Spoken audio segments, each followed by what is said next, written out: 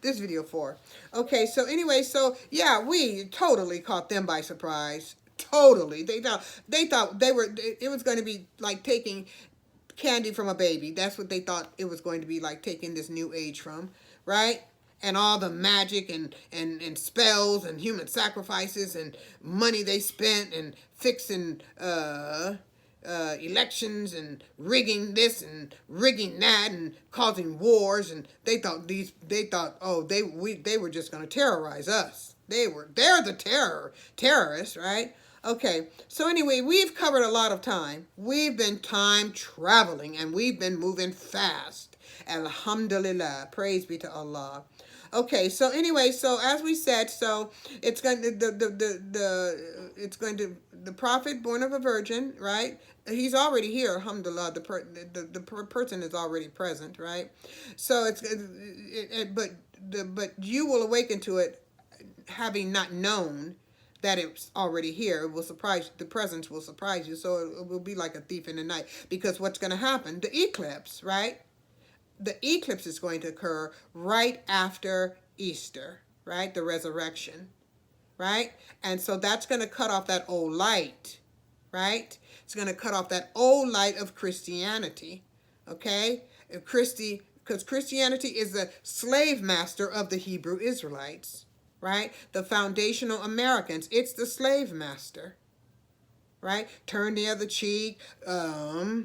Think about, don't expect anything in this world, you know. So Christianity is a slave master of the Hebrew Israelites, and that's what is going to be shut off as well. That's why you have the eclipse right after Easter, right? Okay, and that will be and the new consciousness, Christ consciousness, the true Christ consciousness, right, of of the Hebrew Israelites, right? The true spirituality will avail, right? And you will know it through Islam. But even through Islam, Islam is like a school. It teaches you the fundamentals, how to conduct, what to eat, how to treat your brother, you know, what is expected of you by Allah, you know, how to interact with your husband and your wife, you know, how to treat your children, how to, you know, be responsible, you know. So it's like the parent, but at some point you have to venture out into the world and practice what you've learned, as you know, at the foundation, right, in the school of Islam. Islam is basically like the school of life, but for life, but then spiritual life. But then once you know, you will outgrow the school, not the lessons, but the school, and then you have to go into the life and practice it among the world that may not have the same spiritual teachings as you, but you still got to hold on to them and grow, continue to grow, evolve, and recognize that, you know, everything you learned has a celestial, is supported celestially, right? So then you have to learn about yourself. You learn about the heavens. You know, some call it astrology. It's not really astrology. It's astronomy. It's astronomy. You know, so because the life we live is basically allegorical too. You know, so you have to learn what the allegory represents, what you represent, what your children represent, even your children, you know, once you really learn, and once you get out, you know, you get your foundation, right? Once you learn that, you're going to see that even your children are connected to you, not only biologically, but celestially.